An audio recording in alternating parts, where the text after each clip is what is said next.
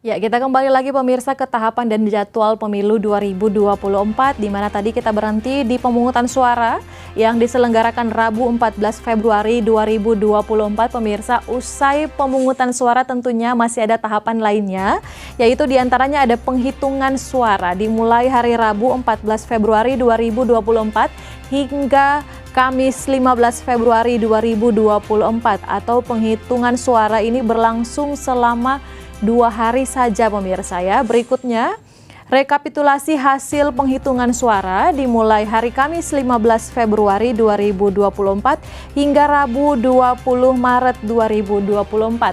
Atau untuk rekapitulasi sendiri pemirsa, ini berlangsung 1 bulan lebih ya, dari Februari ke Maret 2024. Nah, berikutnya penetapan hasil pemilu.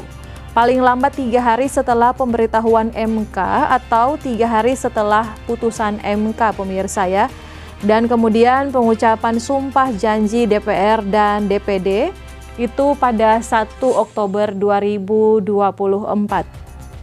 Berikutnya kita lihat pemirsa, untuk penghitungan untuk tahapan dan jadwal pemilu presiden maksud saya dan wakil presiden jika 2 putaran. Jadi tidak menutup kemungkinan jika pemilu berlangsung selama 2 putaran, tentunya ada tahapan-tahapan tambahan yang nantinya akan terjadi pemirsa, tapi kita akan membahasnya usai jeda. Tetap bersama kami di Kawanua Info.